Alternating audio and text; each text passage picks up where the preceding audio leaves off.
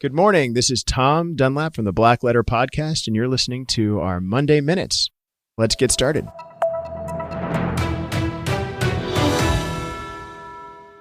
Today, we're going to briefly talk about the new Biden administration's proposal for estate taxes. And why are we talking about this? Because it's kind of a big deal. And on the BlackLetter podcast, we try to talk about everything.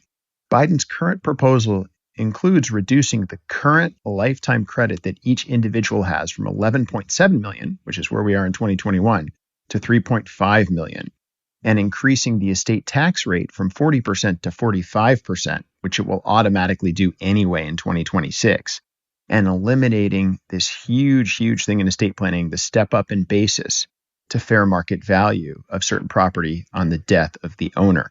And if those things go away, if you have an estate between you and your wife that's worth more than 3.5 million, you could be subject to tax. The other thing to know is that in 2026, this current huge single exemption you have of 11.7 million per individual, that automatically reverts to 5.49 million. So if you die with a $6 million estate and you plan on dying after 2026, you've got to do some estate planning now.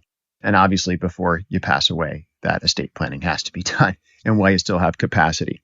So I think these are really important things to consider.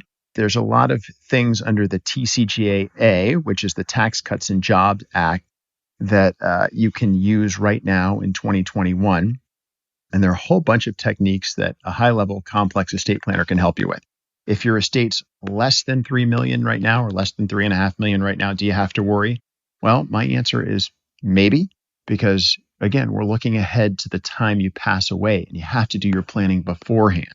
So if you think that in 5 or 10 years, your total estate, all of the money you have in all of the world after all the debts are paid between you and your spouse is going to be more than 3.5 million, even potentially, you've got to start thinking about these things.